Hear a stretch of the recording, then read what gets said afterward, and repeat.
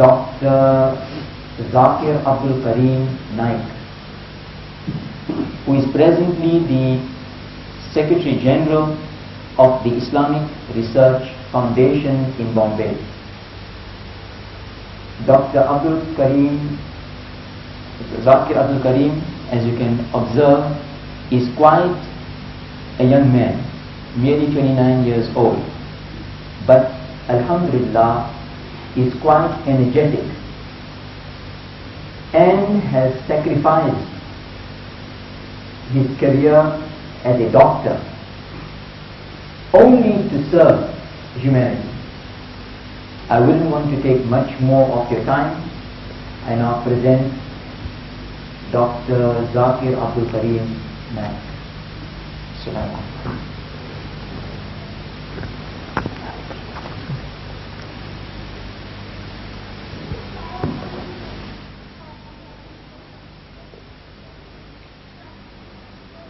أعوذ بالله من الشيطان الرجيم بسم الله الرحمن الرحيم أولم يرى الذين كفروا أن السماوات والأرض كانتا رتقا ففتقناهما وجعلنا من الماء كل شيء حي أفلا يؤمنون بسم الله الرحمن الرحيم رب اشرح لي صدري ويسر لي أمري واحلل عقدة من لساني يفقهوا قولي.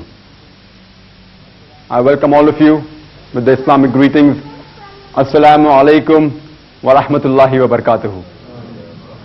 Meaning, may peace, blessings and mercy of Almighty Allah be on all of you. The topic of the talk, as mentioned by Brother Muhammad Said, is the Quran and science, conflict or conciliation. The Quran happens to be the last and final revelation of Allah subhanahu wa ta'ala, which was revealed to the last and final messenger, Muhammad, may peace be upon him, as a mercy to the whole of mankind. For any book to claim that it is the word of God, for any scripture to claim that it is a revelation from Allah subhanahu wa ta'ala, it has to stand the test of time. It has to prove itself to be the word of God in all the ages. Previously, in the olden age, it was the age of miracles, the age of Mawjuzah. Al-Quran happens to be the miracle of the miracles. Then later on came the age of literature and poetry. Muslims and non-Muslims both claim that Al-Quran is the best Arabic literature available on the face of the earth. And there is a challenge given in the Holy Quran in Surah Baqarah, chapter number 2, verse number 23 and 24, which says, وَإِن كُنْتُمْ فِي رَيْبٍ مِّمَّا نَزَّلْنَا عَلَى عَبْدِنَا, and if you are in doubt as what we have revealed to our servant Prophet Muhammad, may peace be upon him, from time to time, فَاتُّوا بِسُورَةٍ مِّن مِثْلِ, then produce a surah like it. وَادْعُوا شُهَدَاءَكُم مِّن دُونِ اللَّهِ إِن كُنتُمْ صَادِقِينَ, and call forth your witnesses if there are any besides Allah, if your doubts are true. فَإِن لَمْ تَفَلُوا, and if we cannot, وَلَن تَفَلُوا, and of a surety cannot, فَاتَّقُوا النَّارَ الَّتِي وَقُودُهَا النَّاسَ بِالْحِجَارَةِ, then fear the fire whose fuel is men and stones, أُعِدَّتْ لِلْكَافِرِينَ, which is prepared for those who reject. The Quran gives a challenge that you should produce a surah like it. A similar challenge is repeated in Surah Yunus, chapter number 10, verse number 38, that produce a surah like it. As well as in Surah Hud, chapter number 11, verse number 14, produce 10 surahs like it. And in Surah Tur, chapter number 52, verse number 38, that produce a recital like it. As well as in Surah Isra, chapter number 17, verse number 88, that if all the mankind and jinn, if they got together to produce the like of the Quran, they will not be able to do so even if they help each other. This challenge is yet a standing challenge to the whole of humanity. And so far, in the past 1400 years, no one was able to produce a surah like it. But today, if you tell to a modern man that suppose a particular scripture tells in a very poetic fashion that the world is flat, will he believe it? Today is not the age of poetry and literature. Today is the age of science. So let's analyze whether Quran and science, whether they conflict or they conciliate, whether they contradict or whether they're compatible. According to the famous physicist Albert Einstein, who also received the Nobel Prize, he said, "Science without religion is lame, and religion without science is blind." I would like to repeat it. According to Albert Einstein, science without religion is lame, and religion without science is blind. Let me remind you that the Quran is not a book of science. It is a book of signs. It is not a book of science, S-C-I-E-N-C-E. It is a book of signs, S-I-G-N-S. And there are more than 6,000 signs, that is ayats, in the Quran, of which more than 1,000 are scientifically based. As far as the talk of today is concerned, I will only be speaking about the scientific facts which have been proved. I won't be speaking about hypotheses and theories, because as you may be knowing, many a times science has taken U-turns, which I will give a few examples during the course of my talk. Today I will only be speaking about the scientific facts which have been proved to be 100% sure.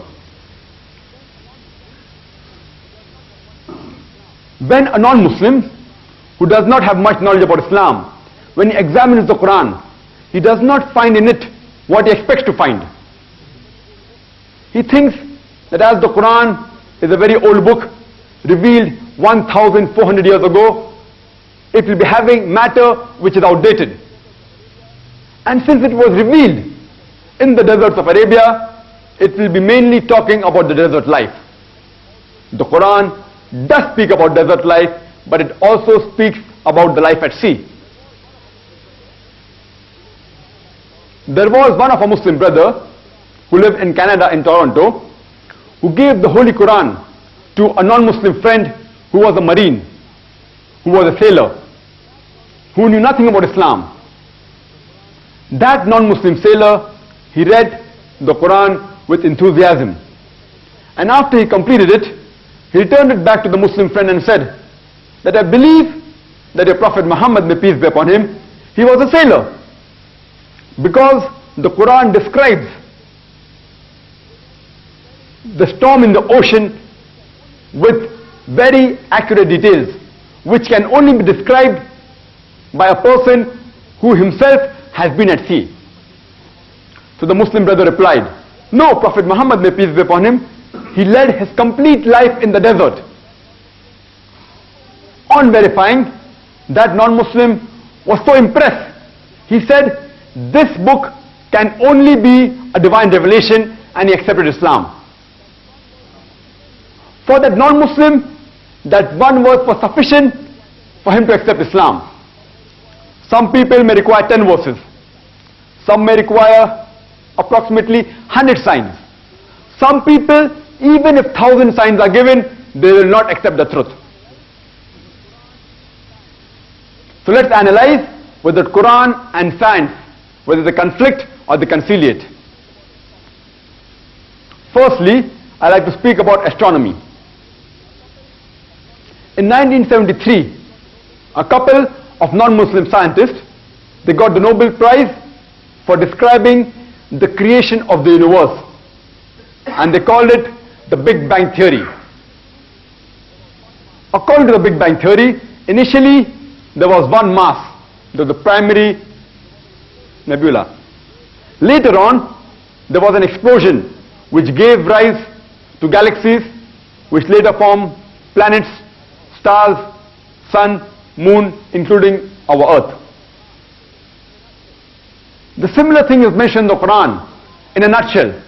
And I started my talk by quoting an ayat from the Quran from Surah Al-Anbiya, chapter number 21, verse number 30, which says, أَوَلَمْ يَرَ الَّذِينَ كَفَرُوا. Do not the unbelievers see أَنَّ السَّمَاوَاتِ وَالْأَرْضَ كَانَتْ رَتْقًا فَفَتَقْنَاهُمَا. That the heavens and the earth, they were joined together and we clove them asunder. This verse of the Quran was revealed 1400 years ago, and it describes the Big Bang theory in a nutshell. Imagine, the Quran speaks about the Big Bang theory 1400 years ago.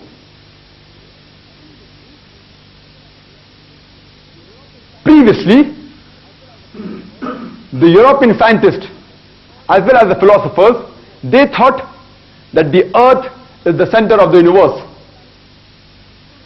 And they believed that all the planets, including the sun, they revolved around the earth. This theory of geocentrism was thought to be correct from the 2nd century BC, at the time of Ptolemy, till as late as the 16th century, until Copernicus, when he said that the sun is the center of the solar system and that the earth revolves around the sun. Later on, in 1609, another German scientist, Johannes Kepler, he wrote the Astronomer Nova, and he said that not only do the planets revolve, they also rotate about the axis. The planets including the earth. There is a particular verse in the Quran from Surah Al-Anbiya, chapter number 21, verse number 33, which had put me in doubts. When I was in school in 1981, I had learnt in geography that the sun is stationary, that the sun does not rotate about its axis. But when I read the Quran in Surah Al-Anbiya, chapter number 21, verse number 33, it says, هُوَ الَّذِي خَلَقَ اللَّيْلَ وَالنَّهَارَ. It is Allah who has created the night and the day. وَالشَّمْسَ وَالْقَمَرَ. The sun and the moon. كُلٌّ فِي فَلَكٍ يَسْبَحُونَ. Each one traveling in orbit with its own motion. The Arabic word used is yasbaha, coming from the root word sabaha, which describes the motion of a moving body. If I say a person is doing yasbaha on the floor, it will not mean he's rolling, it will mean he's walking or running. If I say a person is doing yasbaha in water, it will not mean he's floating, it will mean he's swimming. Similarly, when we use this term yasbaha for a heavenly body, it will not mean it is flying, but it will mean rotating about its own axis. So the Quran says that the sun revolves as well as rotates about its own axis. This was discovered recently, just a couple of decades ago, in which you can prove that the sun rotates by a simple experiment. Since you can't see the sun for a long time with the naked eye, you can have equipment which can project its image on the tabletop, and you'll find that there are black spots in the sun which take approximately 25 days to complete one rotation. So in short, the sun takes 25 days to complete one rotation. Today, this scientific fact has been incorporated in most of the textbooks. So if you analyze the Quran does not conflict but conciliates with science.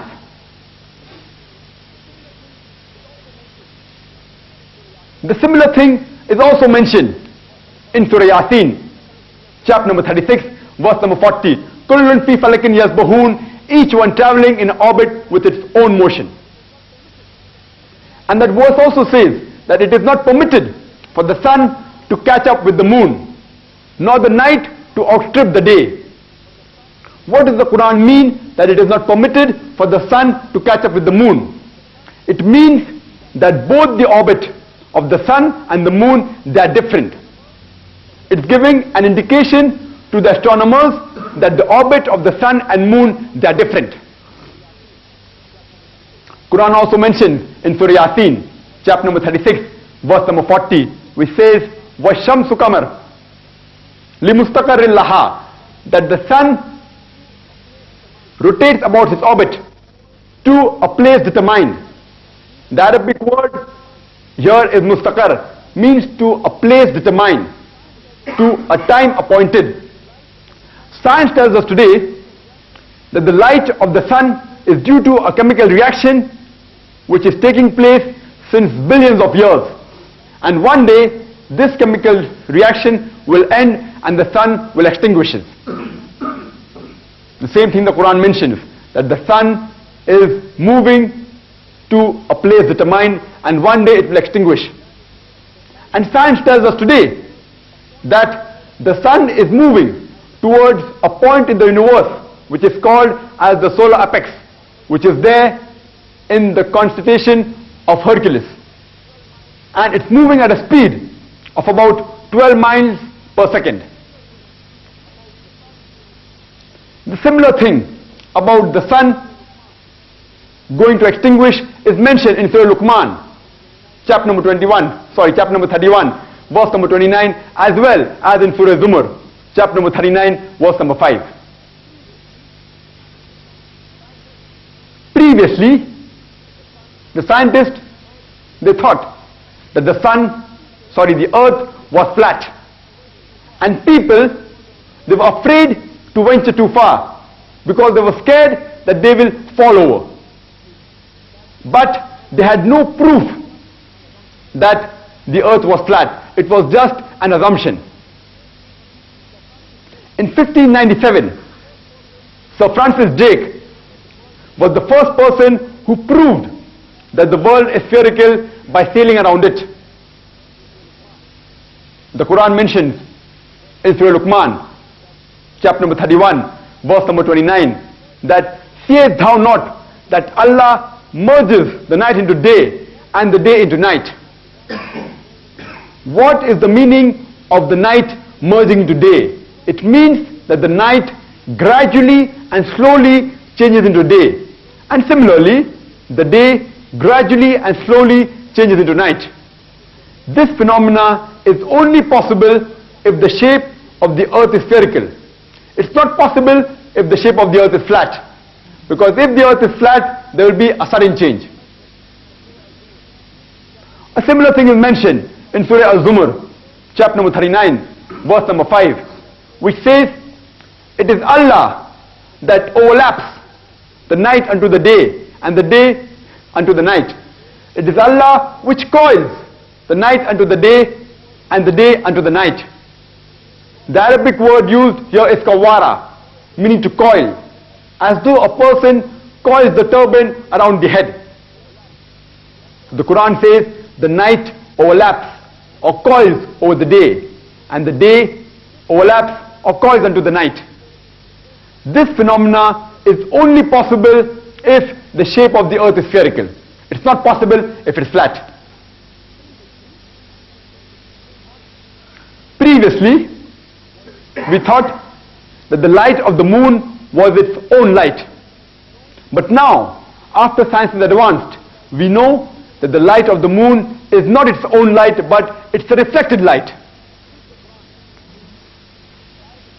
If you read the Quran, the Arabic word for the sun is Shams. It's referred to as Siraj, means a blazing lamp, or Bahaj, means a torch. The sun is referred to as Siraj or Bahaj. And the Arabic word for moon is Qamar. It is referred to as Noor, means reflection of light, or as Munir, meaning borrowed light. This is mentioned in Surah Furqan, chapter number 25, verse number 61. It is Allah who has made the constellation, and He has placed therein the sun as a torch and the moon which has borrowed light. But if you refer to the Bible, in Genesis, chapter number 1, it says that God created two bodies of light, the sun and the moon, both having their own lights. The sun was referred to as the greater body of light which governed the day, and the moon as the lesser body of light which governed the night. But the Quran differs. It says the light of the sun is its own light and the light of the moon is reflected light. No place in the Quran is the sun referred to as Nur or Munir, and neither is the moon referred as Siraj or Wahaj. And the Arabic word for star in the Quran is Najm. It's referred to as Thaqib. The light, as it pierces through the darkness, it consumes itself by the time it reaches the earth. The Quran also mentions that we have created the sky as a protected ceiling. Today science tells us that the atmosphere we have, it acts as a filter and prevents the short waves such as X-rays and ultraviolet rays from entering into the surface of the earth. And because of this atmosphere, that's the reason that life is able to sustain itself on the earth. Otherwise, life will not exist on this earth. And the Quran mentions, we have created the sky as a protected ceiling. According to Edwin Hubble, he said that in the present century, we have discovered that the galaxies, they are receding from each other. If you read the Quran in Surah Al-Dhariyat, chapter number 51, verse number 47, it says that we have created the firmaments and we have made the universe as a vast expanse. The Quran refers to the universe as expanding, which has been confirmed recently by Edwin Hubble. By these astronomical data, we come to know that the Quran does not conflict but conciliates with modern science. There may be a few non-Muslims who may say that it is nothing great that the Quran mentions about astronomical facts, since the Arabs were far advanced in the field of astronomy. I do agree with these non-Muslims that the Arabs were advanced in the field of astronomy, but I would like to remind them that the Quran was revealed centuries before the Arabs became advanced in the field of astronomy. In fact, it was not because the Arabs were advanced that the Quran speaks about astronomy. It is because the Quran speaks about astronomy that the Arabs were much advanced in the field of astronomy. Now coming to physics, the famous theory of atomism, which came into existence 23 centuries ago, which was described by the Greeks, especially the Democrats. And later on, even the Arabs knew about this theory. And according to this theory, atom was the smallest particle that was existing. And the Arabs called this atom by an Arabic word as zarrah. Zarrah means a minute particle, and they referred this atom as a zarrah.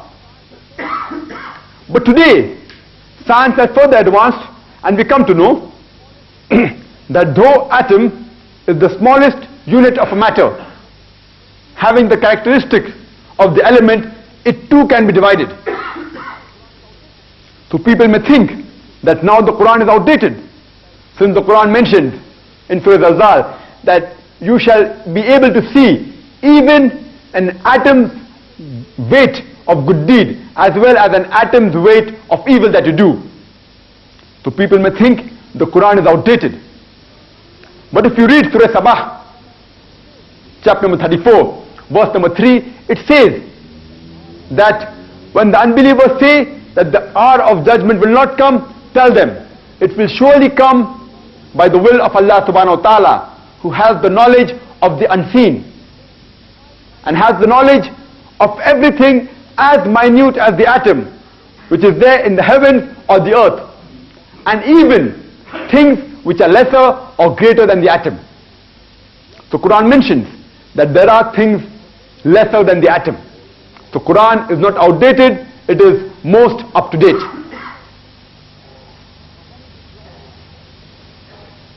Now coming to geography.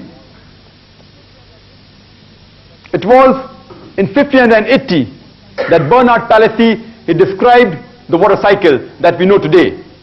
And according to him, the water evaporated from the oceans and it forms cloud. These clouds traveled and later condensed and they rose and they fell as rain. And this rainwater went into the ground and later on drained into the oceans. And this cycle was repeated. Previously, in the 7th century, according to Fay of Miletus, he described that the vapors, the spray of the oceans, they were thrust into the interior of the land which fell as rain.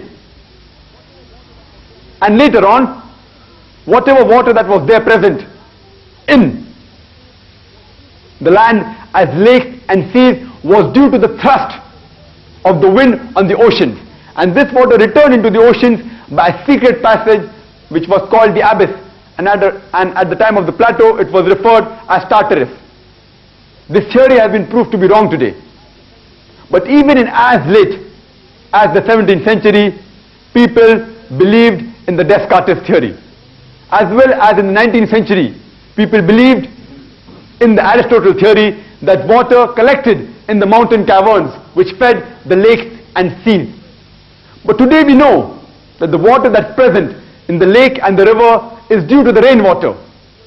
It is described in the Quran in a nutshell in Surah Zumar, chapter number 39, verse number 21, which says that it is Allah which sends down water from the skies and makes it to soak in the cracks of the ground and causes sown field of different colors to grow.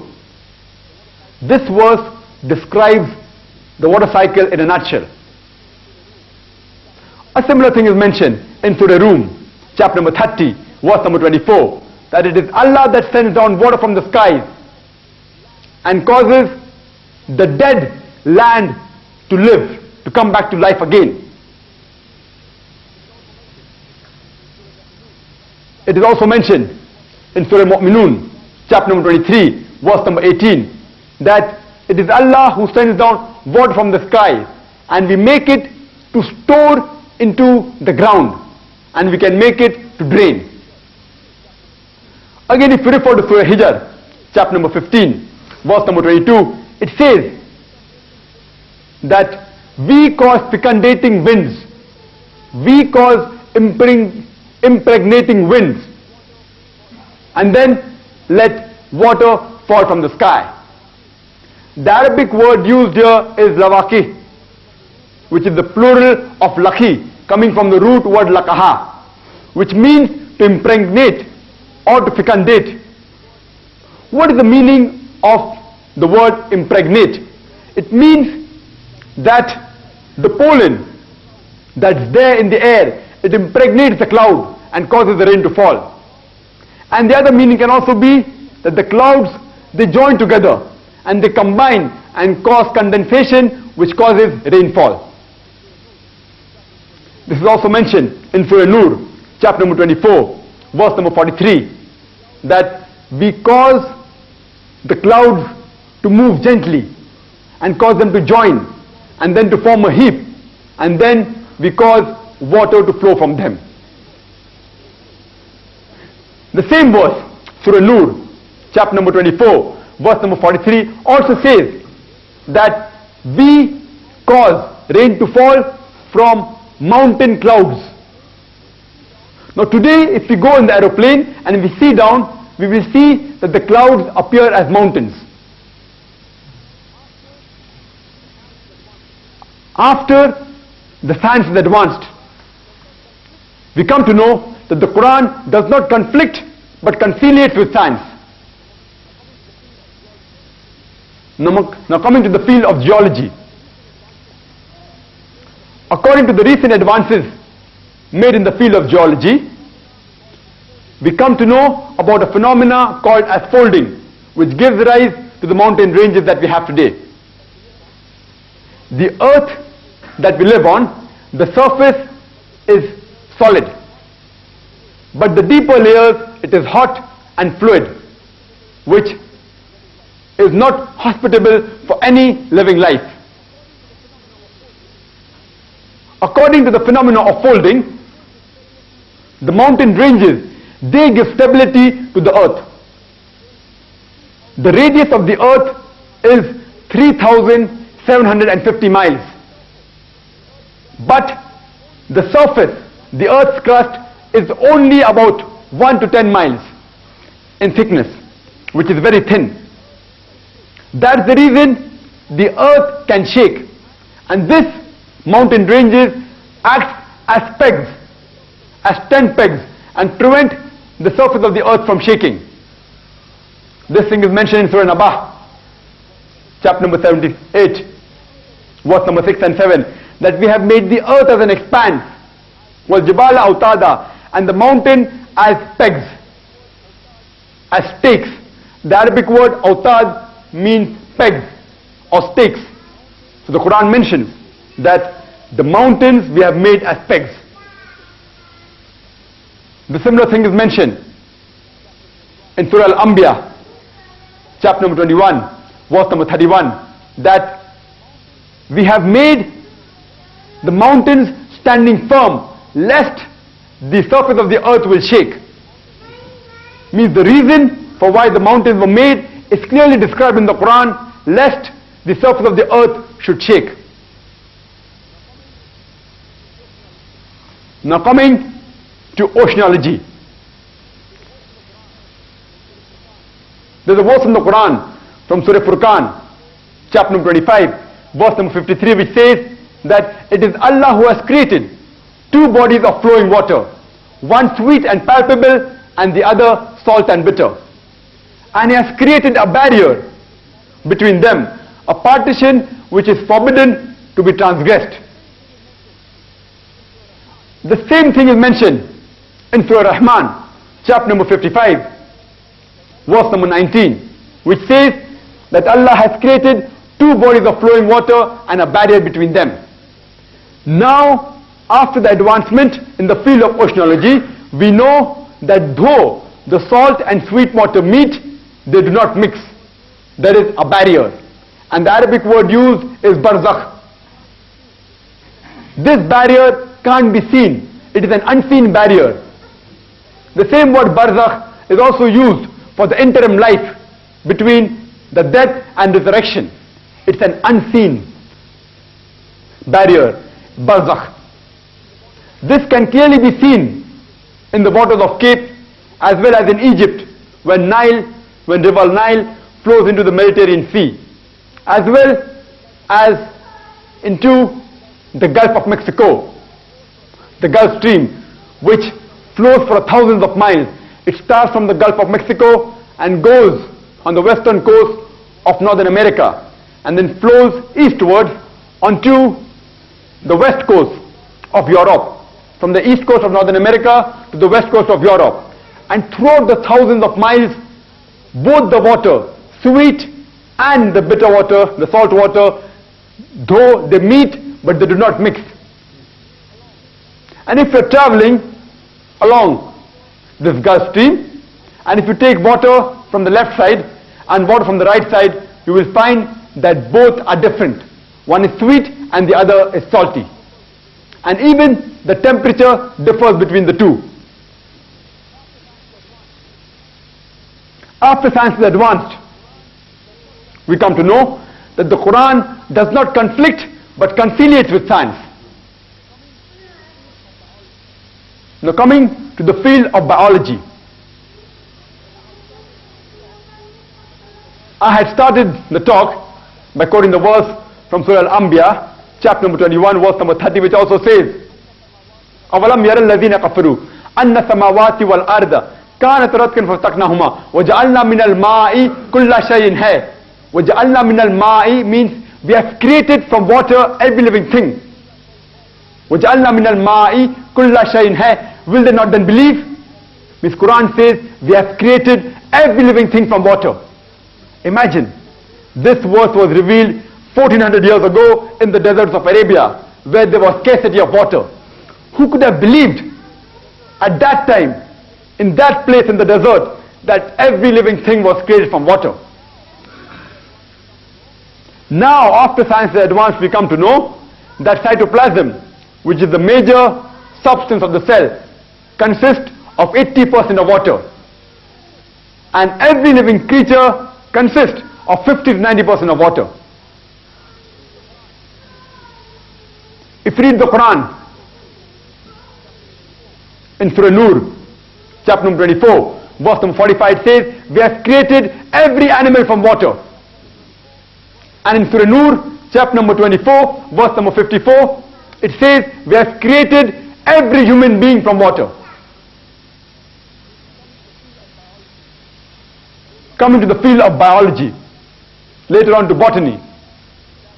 In botany we learn that the plants have sex. Previously we did not know that the plants had male and female. Recently we have come to know in botany that the plants have got specific sexes, male and female. And even those plants which are unisex, they have distinct characteristics of male and female. The Quran mentioned in Surah Taha, chapter number 20, verse number 53, that we have sent down water from the skies and have produced diverse plants, diverse pairs of plants, each separate from the other. The Quran says that we have created the plants in pairs. And in Surah Ra'd, chapter number 13, verse number 3, it says, we have created the fruits in pairs, 2 and 2. Means even the fruits have got sexes, male and female. And if you read Surah Al-Dhariyat, chapter number 51, verse number 49, it says, we have created everything in pair. We have created everything in pairs. Not only the animal life, the plant life and the fruit life and the human life, everything. It can also refer to a phenomena as electricity. Today we know that electricity has got a negative and a positive charge. That means they are created in pairs. And Surah Yasin, chapter number 36, verse number 36 says that we have created in pairs everything what the earth produces, including the humankind, and everything what they don't know. Means besides all the other things created in pairs, even the thing which the human being does not know, Allah subhanahu wa ta'ala has created in pairs. In the field of zoology, we have come to know that the birds and the animals, they live in communities. They live together. This description is given in Surah An'am, chapter number 6, verse number 38. That Allah has created everything that walks on the earth, all the animals, including the beings that fly with wings, to form as community, to live as communities. This verse has been proved recently by science. If you read Surah Nahl, chapter number 16, verse number 68 and 69, it says that we have taught the bees to build its cells in hills, on trees, and in human habitations, and to eat of what the earth produces. And we have taught the bee to find the path of thy Lord with skills. Today, after science is advanced, we know that whenever a bee finds a new flower or a new garden, it goes and describes the way how to find the new garden or the flower to its fellow bee by the flapping of its wings. This can only be proved by a very sophisticated method of photography, that the bee transmits and shows the map and the path to its fellow being by the flapping of its wings. And the same verse, Surah Nahl, chapter number 16, verse number 68 and 69, says that the bees go out to collect food, And the gender used here is PASHTO. It's the female gender. The Quran mentions that the female bee are the worker bees. But previously we thought that it was the male bee which used to go out and do the work. If you would have read the play of Shakespeare, Henry IV, in it says that the male bee are the soldier bee and they report to the king bee. Today we come to know that it is the female bee which are the worker bee and they report to the queen bee, not the king bee. So the Quran, the gender which the Quran uses is the female gender, PASHTO. Again, if you read in Surah Ankabut, chapter number 29, verse number 41, it says that for those who take for protectors besides Allah, they are like the spiders. The spiders build for itself a home, and verily, the house of the spider is very fragile. The Quran, besides referring to the people, those who take for protectors besides Allah, like the spider, besides describing the physical nature of the house of the spider, that is the web, as being fragile and delicate, it also refers to the nature of the spider, the family of the spider, in which many a time the female spider kills the male spider. Besides the physical nature of the house being delicate, even the relationship between the male and the female spider is very delicate.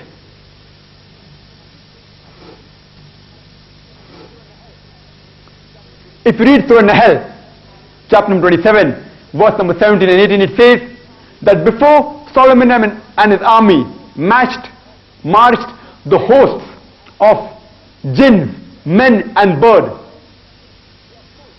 And when they approached a lowly valley of ant, one of the ants said, O ye ants, get ye into the habitations, lest Solomon and his army will trample you under their feet unknowingly. If you would have read this particular verse a few years ago, you may have thought that it is a fairy tale book in which the ants are speaking to each other. It may be a mythology in which the ants are speaking to one another. Today, after the advancement of science, we know that the animal or the insect which has a lifestyle closest to the human being, it's the ant.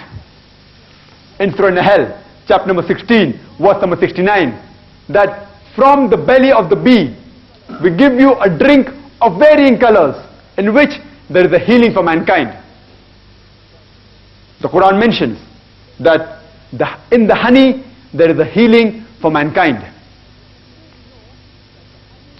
Today we know that the honey has got mild antiseptic property. That's the reason that the Russian soldiers, they used honey to cover their wound, in which the moisture was prevented from being evaporated and it left very little scar tissue. And due to the density of the honey, fungus and bacteria could not grow in that wound. If a man is suffering from the allergy of a particular plant, and if you give him honey from that particular plant, that person starts developing resistance.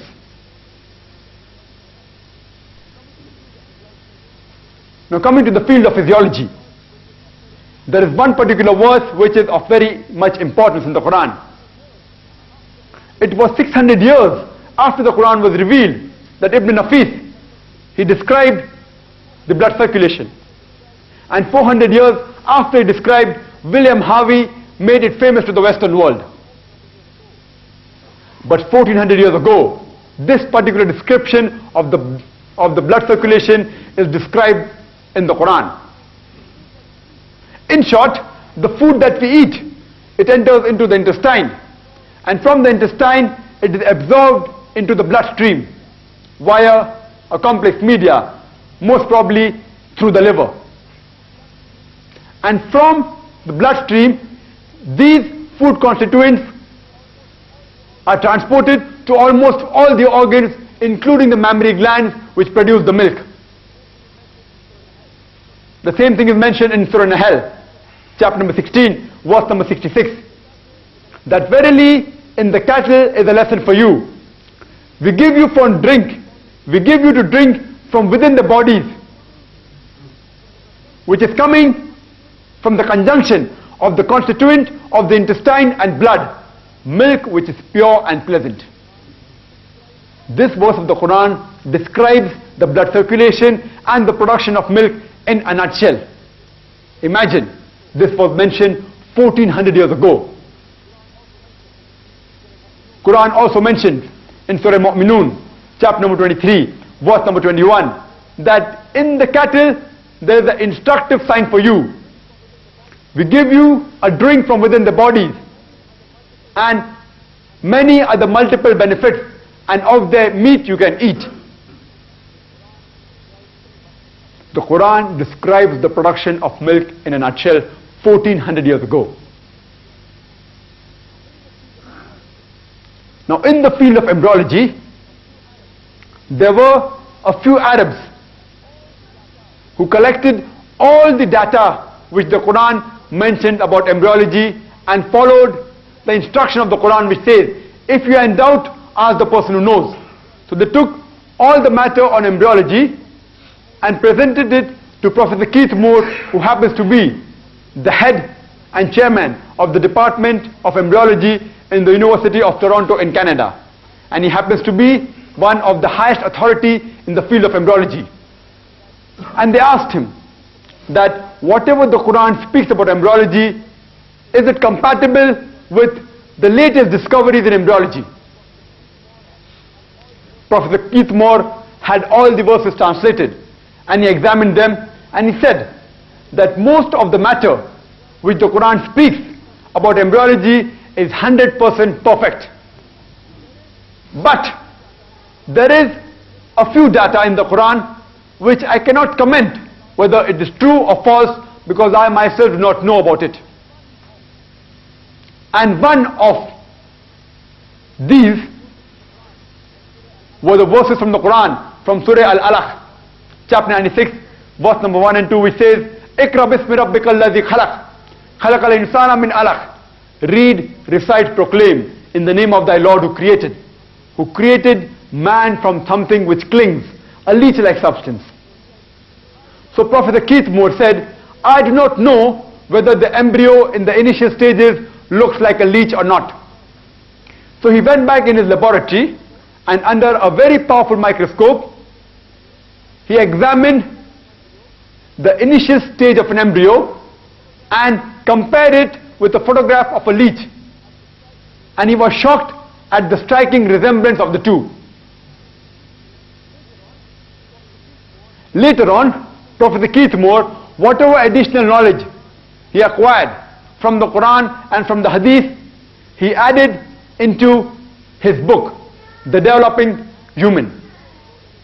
And he revised his old edition and wrote the third edition.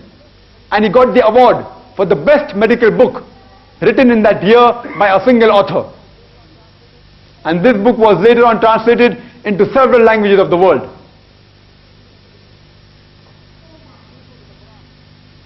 If you refer to the Quran, it is mentioned in Surah Tariq, chapter number 86, verse number 5 and 7, that does not man know from what he is created? He is created from a drop emitted from a space between the vertebral column, that's the backbone, and the ribs. Today, after the advancement of embryology, we know that the gonad of the human beings, that's the testicle and the ovaries, initially in the embryonic stages, they evolved from the same space as the kidney, that is the space between the vertebral column and the 11th and 12th rib. And later on, these ovary and testes, they descend. In the female, the ovary descends into the true pelvis, and in the males, the testes through the inguinal canal descends to the scrotum. And even in the adult life, the blood supply, the nerve supply, and the lymphatic drainage is yet from the same space, from the space between the vertebral column and the 11th and the 12th ribs. The Quran says that in Surah Hajj, chapter 22, verse number 5, and Surah Mu'minun, chapter 23, verse number 14, that man is created from a nutfah, from a minute quantity of liquid. What is the meaning of nutfah? Nutfah means a very minute quantity of liquid, similar to the trickle that when you empty a cup, the small minute quantity that remains in the cup is called as a nutfah. It's a very minute quantity. Today we come to know that only one sperm is enough to fertilize the ovum. In a normal emission, 300 million sperms are emitted, of which only one is sufficient to fertilize the ovum. Means the minute quantity required is 1 upon 300 millionth, and percentage wise it is 0.000000003, 0.8003. Such a minute quantity is required for the fertilization of the ovum, and the Quran refers to it as nutfah. Again in the Quran, in Surah Insan, chapter 76, verse number 2, it says, لَقَدْ خَلَقْنَا الْإِنسَانَ مِن نُطْفَةٍ أَمْسَاجٍ, that man is created from a minute quantity of mingled liquid. What does the Quran mean by mingled liquids? Means beside the spermatic fluid, even the prostatic fluid helps and facilitates in the movement of the sperm. That's why the Quran refers to it as the mingled liquid, as the mingled fluid. In the field of genetics, we have come to know today that it is mainly the sperm which is responsible for the sex of the child. The sex of the child is determined by the 23rd pair of chromosomes. If it's XX, it is a female. If it's XY, it's a male. The Quran says in Surah Najm, chapter 53, verse number 45 and 46, that we have created man from a minute quantity of liquid, coming forth from the male. The Arabic word used is tumna, which refers to a male. It can't refer to a female. The Arabic word tumna means gushing forth from a male. A minute quantity of liquid which gushes forth from a male. The Quran says it is the male fluid, it is the sperm which is responsible for the sex of the child. Similar thing is mentioned in Surah Qiyamah, chapter 75, verse number 37 and 39, that we have created man from a minute quantity of sperm and made him into something which clings, and then into a chewed-like lump, and then gave it sex, male and female. The Quran says, Nutfatin Maniyan, means a minute quantity of sperm is responsible for the sex of the child.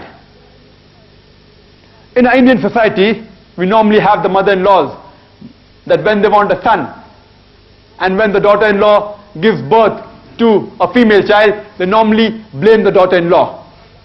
It actually depends upon Allah subhanahu wa ta'ala whether the child is a male or female. But if you have to blame someone, you have to blame the father, not the mother. Because it is the sperm which is responsible for the sex of the child. So you can't blame the mother. Again the Quran says that we have created the human being in the womb of the mother, creation after creation, in 3 waves of darkness. According to Professor Keith Moore, these 3 waves of darkness refers to the anterior abdominal wall, to the uterine wall, and to the amniochorionic membrane. These 3 waves of darkness is mentioned in the Quran. Again the Quran describes the various embryonic stages in detail. If you read Surah Mu'minun, chapter 23, verse number 12, 13 and 14, it says, we have created man from a quintessence of clay and then made him into something which clings and placed him in a place of fixed and firm place, and then made that something which clings into a chewed-like lump, and made that chewed-like lump into bone, and then clothed the bone with flesh and muscles. Allah is the best of creators. These verses of the Quran describe the embryonic stages in detail. Besides saying that the human being is created from a nutfa, from a minute quantity of liquid, it says it is placed in a place which is firm and secure. The Arabic word is qarar al-makin, a safe place. Today science tells us that the fetus is protected behind by the vertebral column and the posterior muscles. Besides, it's also protected by the amniochorionic membrane, that is amniotic sac, as well as the amniotic fluid. And the verse continues, and then we made it into something which clings, a leech-like substance. As I said, that the early stage of an embryo resembles that of a leech. And besides that, it behaves like a leech. The fetus in the initial stages, it clings to the womb of the mother. It behaves like a leech. It clings to the womb of the mother. Then the verse continues, and then we fashioned it into a chewed-like lump. Professor Keith Moore, he took a plaster seal and shaped it into the early stage of embryo and bit it between his teeth to resemble a mudghah, a chewed-like lump. And then he examined it, and those teeth marks resembled the somites in the early stage of development of the human beings. And the verse continues, then we made it into bone, which means izaman, and clothed it with lahm, that is flesh. And then we made it into another creature. What does Allah subhanahu wa ta'ala mean by saying, then we made it into another creature? What does Allah subhanahu wa ta'ala mean by saying, then we made it into another creature? It means that by science we have come to know that the early development stages of the embryo in the rabbit, in the fish, and all the other animals is the same as the human being. Only after this stage does the stages differ. Therefore the Quran says, then we made it into another creature. All the previous embryonic stages are exactly the same as the other animals. Only after this do the stages differ, and then we can identify the head and the hands and the feet of the human beings. If you read Surah Hajj, chapter 22, verse number 5, it says that we have created man from dust, and it made it into something which clings, and then formed it into a tube-like lump, partly formed and partly unformed. Embryology today tells us that at this stage, the cells of the embryo are partly formed and partly unformed, and the organs also are partly formed and partly unformed. This is mentioned in the Quran in Surah Hajj, chapter 22, verse number 5. Again, if you refer to the Quran in Surah Qiyamah, chapter number 75, verse number 3, it says that the unbelievers ask, how can Allah subhanahu wa ta'ala again reconstruct the bones on the day of judgment? Allah subhanahu wa ta'ala answers saying that we will not only reconstruct the bones, we shall even reconstruct the very fingertips.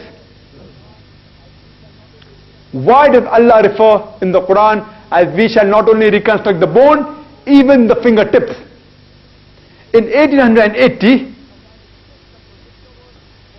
the method of identification that was discovered was fingerprint method, in which they could easily identify the criminal or anyone involved by the method of fingerprinting, in which it says that even in 1 million people, no two fingerprints are identical.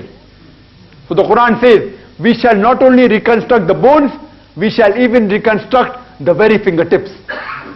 This is mentioned in the Quran 1400 years ago. I would like to end my talk by giving the example of Prophet Tagashan. Previously, in medicine, we thought that the brain is only responsible for the feeling of the pain. But today we know that it is even the pain receptors that are present in the skin which is responsible for the feeling of pain. That's the reason when any person suffering from any burn injury comes to a doctor, the doctor takes a pin and he presses into the burn. If the patient feels pain, the doctor is happy. That means the pain receptors are intact and it's a superficial burn. If the patient does not feel pain, it means that the pain receptors have been destroyed and it's a deep burn. There's a verse in the Quran from Surah Nisa, chapter 4, verse number 56, which says that as to those who reject our signs, we shall cast them in the hellfires, and as often as the skins are roasted, we shall replace them with new skin so that they shall feel the pain. So the Quran says that we shall replace the skin so that they shall feel the pain. It means that even the skin is responsible for the feeling of the pain. Professor Tagoshan, who comes from Thailand and who spent a great deal of time in the field of pain receptors, when he was shown this verse, he could not believe that the Quran mentions this thing 1400 years ago. Afterwards, later verifying with the Quran and in confirmation with Prophet Zakir, he was satisfied that the Quran mentions about the pain receptors 1400 years ago.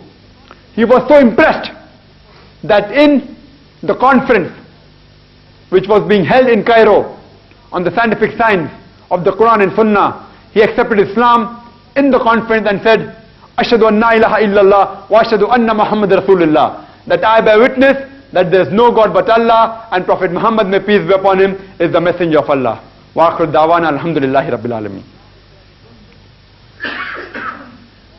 Now if there are any questions on the topic, or if you require any clarification on the subject of Quran and modern science, conflict or conciliation, then you're most welcome to pose it. Any questions or any clarification or any doubts regarding the topic of Quran and modern science, conflict or conciliation? So the question that while I was describing the verse of the Quran, Surah Mu'minun, chapter 23, verse number 12 to 14, I said that human being is created from alaq. It's also mentioned in Surah Alaq, chapter 96, verse number 1 and 2. Brother wants to know, what is this leech?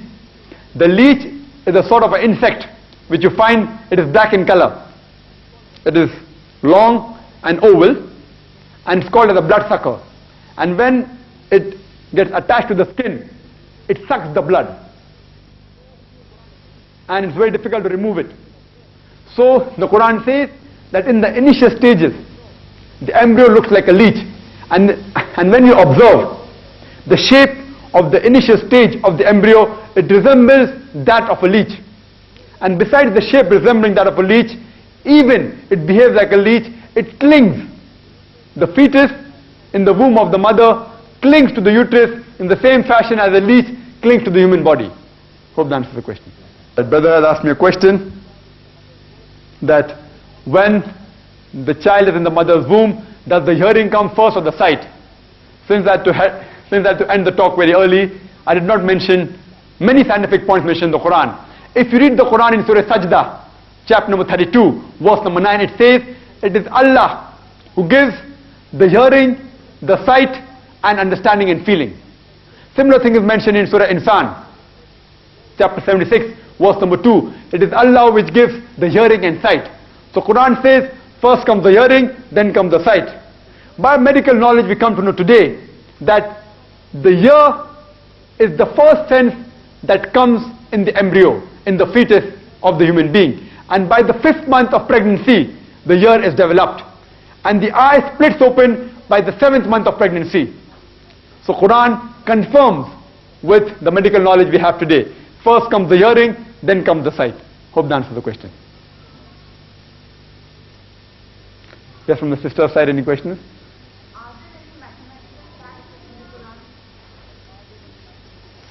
The lady has posed the question that are there any mathematical facts in the Quran? And Quran, as I told you, speaks about various subjects and topics. It also speaks about mathematics. If you know about the theory of Aristotle, which was the base of mathematics, and according to the theory of Aristotle, it says that any statement, any proposition can either be true or false. The theory was called as the theory of the excluded middle. That any statement can be true or false. And the full mathematics was based on this theory of Aristotle. Just a couple of 100 years ago, one particular person posed the question, what if this particular statement of Aristotle itself is false? As he said, any statement can be true or false, even this statement can be false. So the whole theory had fallen apart, and mathematics had fallen apart. So later on, they came upon a consensus that whenever a word is used, it can either be mentioned or the meaning can be used. I'd like to give a few examples. That a word, it can either be used as a meaning or just as a mentioning. I'll give you an example. If I say that Akbar is a small child, Akbar is a small child. Here, I'm mentioning the word, it's a proper noun. I'm not using the meaning. But if someone knows Arabic, he will say, Akbar does not mean small, it means great. So here when I use the word Akbar, I'm only mentioning it. I'm not using its meaning. Therefore, Akbar is a small child is correct. But the moment I take the meaning, it becomes false. Because Akbar does not mean small, it means great. I'd like to give you another example. If I say that 3 comes before 4, does anybody have objection out here? No one has objection. 3 comes before 4. By the meaning, no one will have objection. But if a person is skeptical, he may take objection and tell me that if you see in the dictionary, 3 comes after 4 because T comes after F. So you're proved wrong. So here we are talking about mentioning of the word, not the meaning. When a person says 3 comes after 4, he's talking about mentioning, not the meaning. Meaning wise, no one will have objection that 3 comes before 4. So in the same fashion, there's a verse in the Quran which says, أَفَلَا يَتَدَبَّرُونَ الْقُرْآنَ وَلَوْ كَانَ مِنْ عِنْدِ غَيْرِ اللَّهِ لَوَجَدُوا فِيهِ اخْتِلَافًا كَثِيرًا. It's from Surah Nisa, chapter 4, verse number 82, which says that أَفَلَا يَتَدَبَّرُونَ الْقُرْآنَ, that do not they consider the Quran with care. Had it been from anyone besides Allah, there would have been contradictions, there would have been discrepancies in the Quran. And it's a challenge that no one can take out any contradiction in the Quran. Can anyone take out? Alhamdulillah, no one can take out. But if a skeptical person comes, he will tell you that I can show you a contradiction in the Quran. You say, where? So he will say, open Surah Nisa, chapter number 4, verse number 82, the word contradiction is mentioned there. That means there is a contradiction in the Quran. But analyze the word carefully. The Quran says, do not they consider the Quran with care. Had it been from anyone besides Allah, there would have been many contradictions. And if you analyze the full Quran, the word contradiction has been only mentioned once. So again you are safe. The Quran does not trip itself. It says many contradiction and the word contradiction is only mentioned once. But again the skeptical person will say, okay, I agree with you, contradiction is mentioned only once. But the Quran says, do not they consider the Quran with care. Had it been from anyone other than Allah, there would have been many contradictions. The word many contradiction is there in the Quran. Therefore it is not from Allah. So again you're trapped. But Allah subhanahu wa ta'ala was very careful when he revealed the Quran. Now if you analyze, the theory of vice versa is not always true. I'd like to give an example. If I say that all the people living in Durban are South Africans, no one has objection to that. But the vice versa is not true. All South Africans do not live in Durban. When I say all people living in Durban are South Africans, the vice versa need not be true. All South Africans need not live in Durban. In the same fashion, when the Quran says, Do they not consider the Quran with care? Had it been from anyone besides Allah, there would have been contradictions. Just because the Quran says if it's not from Allah, there would have been contradictions, the vice versa need not be true. Just because there are contradictions, it need not mean that it's from anyone besides Allah. I know it's a bit confusing. This particular explanation is confusing. I will give you a simple example from the Quran. The Quran mentions Surah Mu'minun, chapter 23, verse number 1 and 2, that all the believers are humble in prayers. Means all those who are true believers, they are humble in prayers. But now somebody will tell me that I know a person who prays 5 times a day, but still he cheats and he robs, etc. The Quran says all true believers are humble in prayers. The Quran does not say all those humble in prayer are true believers. If the Quran would have mentioned that all those who humble themselves in prayer are true believers, then the Quran would have been proved false. So Allah subhanahu wa ta'ala has taken care how to reveal the Quran. I'd like to give you several examples. There are several examples you can give on mathematics. I'll just give you a few more. If you read the Quran in Surah Al-Imran, chapter number 3, verse number 59, which says that as the similitude of Jesus is same as Adam. Inna masala Isa inda Allahi ka masala Adam. Khalaqa min turab thumma qala lahu kun fayakun. That the similitude of Jesus in front of Adam is the same. He was created from dust and said kun fayakun, be, and it was. Meaning wise, there is no objection. Isa alayhi salam and Adam alayhi salam was created by kun fayakun, no objection. But if someone says that is the mentioning the same, and if you analyze in the whole Quran, the word Isa alayhi salam is mentioned 25 times, as well as the word Adam alayhi salam is mentioned 25 times. Besides the meaning being same, even the mentioning is same. If you refer to the Quran in Surah Araf, it says, chapter number 7, verse number 176, that as to those who reject our signs, they are like dogs. And if you refer in the whole Quran, the sentence, as to those who reject our signs, is mentioned 5 times. And the word for dog, the Arabic word is kalb. It's also mentioned 5 times. Besides the meaning being same, as those who reject our signs are like dogs, even the mentioning is same. If you refer to Surah Fatir, chapter number 35, verse number 19, it says that as to those who are blind, those who are blind are not the same as those who see. And if you count the word ama, that for blind, it is mentioned 9 times in the Quran. And the word for those who see, it is basir, it's mentioned 11 times. Besides the meaning being same, that the blind is not the same as those who see, even the counting, the mentioning in the Quran is not the same. One is 9 and one is 11.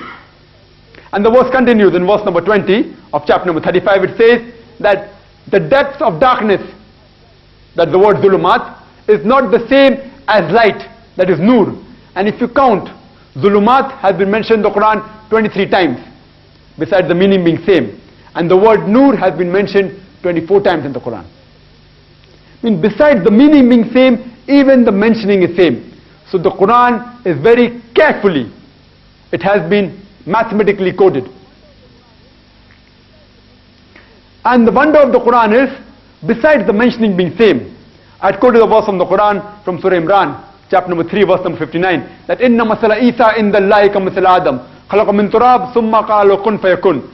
That besides in the whole Quran, the word Isa alayhi salam being mentioned 25 times, and Adam alayhi salam being mentioned the same 25 times, even if you refer from the starting of the Quran till Surah Imran, chapter number 3, verse number 59, Isa alayhi salam is mentioned 7th time. And even the word Adam alayhi salam from Surah Fatiha till Surah Imran, chapter number 3, verse number 59 is mentioned the 7th time. Besides the total mentioning in the Quran being the same, even and that particular verse, from the starting till that particular verse, it is the same. So no one can even change the order. No one can change the order, because the moment you change the order, the mathematical code will be broken. So I hope this answers the question, that the Quran also speaks about mathematics.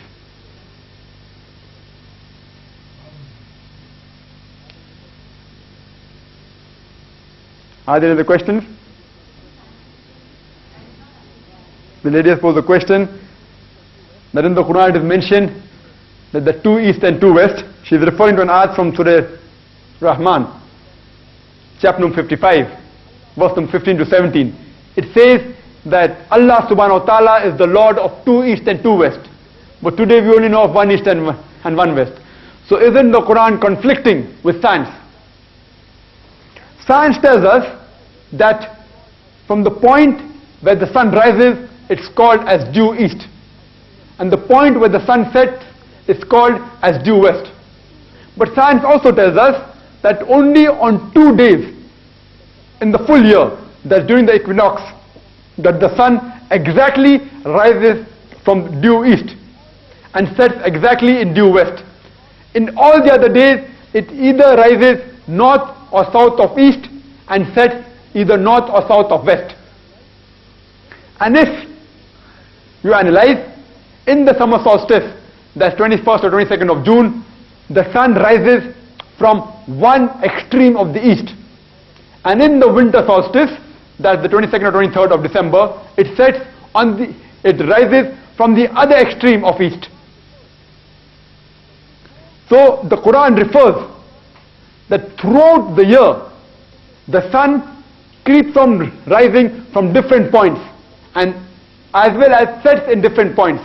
So when the Quran says Allah is the Lord of two east and two west, it means that Allah is the Lord of the two extreme points of east and the two extreme points of west. Hope that answers the question.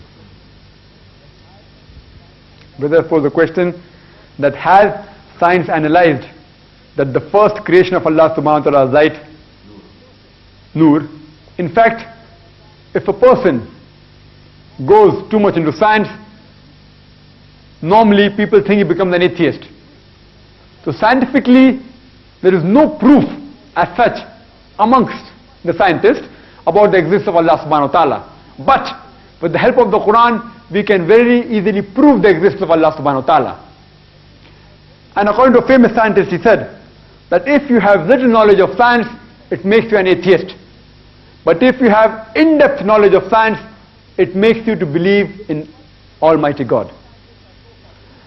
But no scientist has so far proved by science the existence of Allah subhanahu wa ta'ala. But with the help of the Quran, we as Muslims can very well prove the existence of Allah subhanahu wa ta'ala. As I said, you can easily pose the question to an atheist that who could have written all these matter, all this data mentioned in the Quran 1400 years ago? Who else besides the Creator? And I've also given a talk on is the Quran the word of God, and I've proved in several ways the existence of Allah subhanahu wa ta'ala with logic, reason and science. And also proved that Quran is the word of God. But science so far, as my knowledge goes, has not given any comment that Allah subhanahu wa ta'ala was initially Noor or not. Hope that answers the question.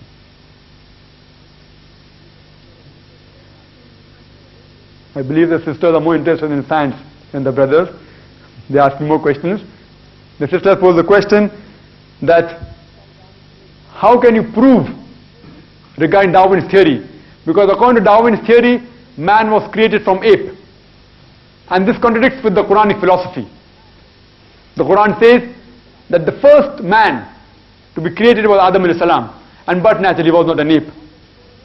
So how can we prove or how can we correlate between the Darwin theory and the Quranic principles? If you analyze the Darwin's theory, he wrote his theory in a book called as Origin of Species. And he had travelled to an island called as Calotropis in a ship called as HMS Beagle. And there he found that the beaks, that is the finches, the beaks of the finches at the birds, they differed. They became small and big depending upon the niches in which it used to pick, in which it used to peck. So the beaks of the finches kept on altering, and he based his theory only on this observation. But he had no proof that one species transformed into another species. And this misgiving he wrote in a letter to his friend Thomas Thompson in 1861, where he said that I have got no proof in which one species transforms into another species. I'm only giving the basis of my natural selection because it's much more easier for classification of embryology and morphology and geological succession. Means Darwin himself said that he had no particular proof for his theory. That's the reason, if we want to insult any particular human being, we say that if you were present at the time of Darwin, you are the missing link to Darwin's theory. Darwin's theory would have been proved right, indirectly trying to insinuate him or insult him that he looks like an ape. So Darwin had no particular proof. But unfortunately, this Darwin theory was taught all over the world as a scientific fact. It was only a theory, but not a scientific fact. And even if we analyze, according to the statements made by P.P. Grasset in 1971, who held the chair of evolution in Paris, P.P. Grasset said that just based on few vestiges, the few skeletons that we find, we can't say that our ancestors have been evolved from ape. There is no direct link. And the oldest complete skeleton that we have is of Lucy, or the Australopithecus, which lived 3.5 million years ago and which died at the time of the Ice Age. Quran has got no objection. It is mentioned in Surah Nuh, chapter 71, verse number 4, that we have created man in stages. The next wave of hominid that we have was approximately much more closer to the human resemblance. And that particular wave died approximately 500,000 years to 150,000 years ago.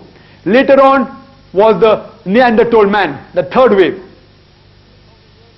which died about 100,000 years to 40,000 years ago. And the last wave was the Cro-Magnon, which is the closest resemblance to the human form. But science so far has shown no link between the ape species and the human species. There is no solid proof, and today science and any scientist will agree that the Darwin theory has been disproved. Even by molecular way, by molecular biology, according to the scientist Craig, he said that you cannot prove that one species can alter into another species, because the amount of accuracy required is too great. For one DNA from one species to alter into another species, only one DNA, the chances according to science is 1 raised to 10 into minus 50 zeros, more than that. And according to mathematics, this is equivalent to 0. So one DNA to change into another species, the chances are 0. How can the millions of DNA change from ape to human being? Today, the Darwin theory has been disproved and is no longer held as the correct theory. Therefore, Quran does not conflict with modern science. It does conflict with Darwin's theory, which is outdated. Hope that answers the question, sister. That how come in modern science we can talk about millions of years before, when we can only, like bones and structures that they discovered. that how can they talk about millions of years ago in archaeology? See, in science there is a system of dating, backdating, in which they can identify how old a particular bone or a particular skeleton is. There's something like carbon dating, which is called as C14, you might have heard of. And by that carbon dating, you can come to know how old that particular material is. How old a particular material is.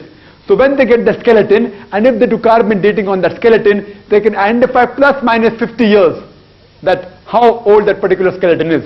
So with the help of carbon dating, you can identify how old that particular material is. So that's how science goes as back as 1,000 years, 2,000 years, and so on. Hope that answers the question. The sister, any question from the sister's side?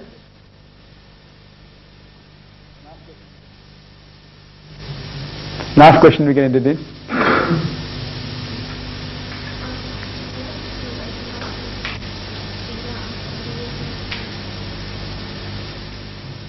But I can't hear.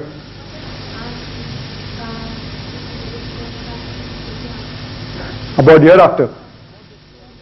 Sister has posed the question that what does Quran speak about hereafter, or for example life after death? How can, sorry? In comparison with science. How can we prove the hereafter or the life after death in comparison with science? First we should know, sister, that science is not that much advanced. It has not advanced that much that can prove everything. The way that I prove to a non-Muslim, to an unbeliever regarding hereafter, if he wants to know any scientific, he wants, suppose a non-Muslim pose me the question, how can he prove scientifically about the hereafter? So I say that since the Quran mentions about the hereafter, about the life after that, I believe in it. So he will pose the question, that means you're doing blind belief. I say, no brother, I don't do blind belief, it's a logical belief. And I explain to him that since if you gather all the matter in the Quran that speaks about science or any matter, approximately 80% of the matter in the Quran has been proved to be scientifically correct. 100% correct. Scientifically 100% correct. Now the remaining 20% of the matter mentioned in the Quran is neither correct and neither wrong. It goes into the ambiguous slot. Because science has not advanced so far. But there's not a single verse in the Quran which can be proved to be scientifically wrong. So 80% you can say, take for example, is 100% correct, and the remaining 20% is ambiguous. Neither correct, neither wrong. So I would place life after death in this 20% ambiguous slot. But my logic tells me that if 80% of the Quran is 100% correct, and the remaining 20% is ambiguous, neither right, neither wrong, my logic says that even this 20% will be correct. So I am saying life after this is correct on a logical base, not on blind belief. So if 80% is correct, I say that even the remaining 20% will be correct. Unless anyone proves to me one particular verse of the Quran to be scientifically wrong, then can be possible this life after death can also be wrong. But since not a single verse of the Quran can be proved scientifically wrong, I say that logically even this particular aspect is correct. This is one of the ways in which you can prove to the unbeliever that there is life after death. And another way which you can prove that there is life after death is that you ask a simple question to the non-Muslim. That do you consider being dishonest as good or bad? Yes brother, is it good or bad? Being dishonest is good or is bad. Robbing is good or bad? Bad. Raping a girl is good or bad? Okay. Now the person who's posing me this question, but natural, he's an atheist. Or maybe he believes in God, but he does not believe in the hereafter. So I pose him a simple question. Can you prove to me, can you give me one logical reason why stealing is good or bad? I'm sorry, why it is bad. Can you give me one logical reason why raping a girl is bad? Can you give me, brother? One logical reason only. Why stealing is bad?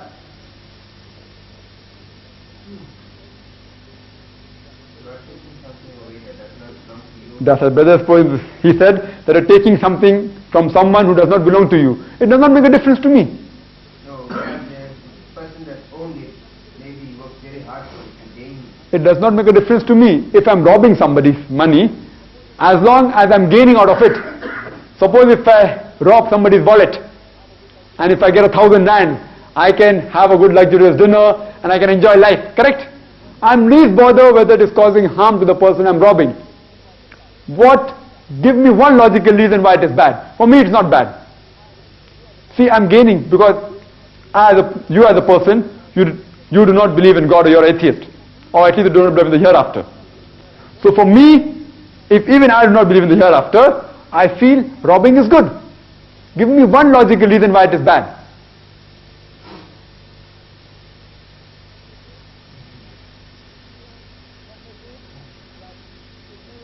Some may say that if you rob, somebody will come and rob your money. I'm telling I'm a great smuggler, suppose for example. I have a lot of bodyguards. No one can rob me. I have all the power. I have got many men to protect me. I've got many security guards. So I can easily rob anybody else's money, but no one can rob from me. Now I'm saying that robbing is bad. And if you pose me the question, why robbing is bad, I will tell you that even if it benefits you in this world materially, in the hereafter you will be punished for it. The only logical reason you can give that robbing is bad is that you have to tell him that even if you get away with it in this world, you will be held responsible in the next world. Even if you get away with raping, you may enjoy it. In this world, you can easily play hide and seek with the police.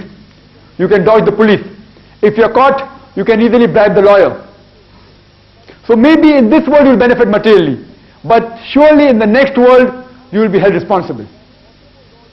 I want to know that whatever law you have in this world, suppose Hitler incinerated 6 million Jews, what punishment can you give him in this world which is equivalent to his crime? Can you name any punishment, brother? The only punishment that can be equivalent is in the hereafter. So logically, robbing is bad can only be proved if you believe in hereafter. Raping is bad can only be proved if you believe in the hereafter. The only equivalent punishment you can give to certain crimes which are so exorbitant as the criminal crime that done by Hitler is in the hereafter. As the Quran says, we will substitute new skin so that he feels the pain. He can be incinerated more than 6 million times in hell, but not in this world. So in this way of argument, you can also prove to the unbeliever that there is life after death. Hope that answers the question, sister. I think we'll end the session. Wa akhiru da'wana alhamdulillahi rabbil alamin. Jazakallah khair for that wonderful exercise. And I think we ought to thank Dr. Zakir Muhammad Nayak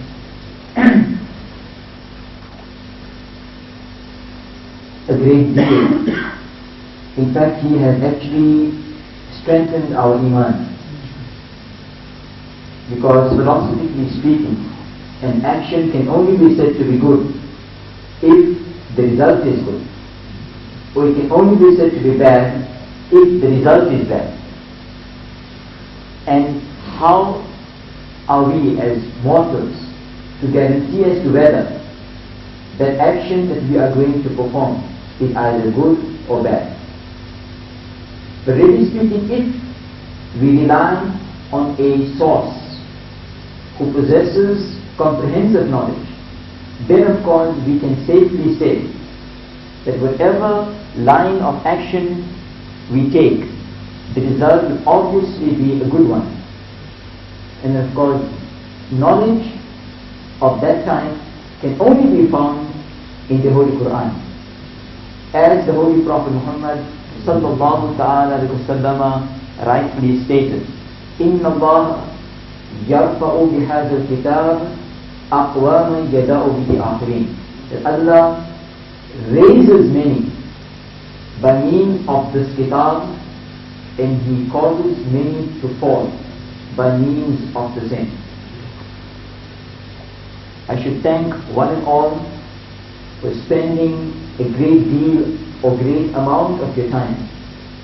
This shows that you are really concerned and that you have hope for humanity. Once again, Jazakallah khairan, Dr. Zakir Abdul Karim Naik. I will request the Sheikh to come forward for a short dua.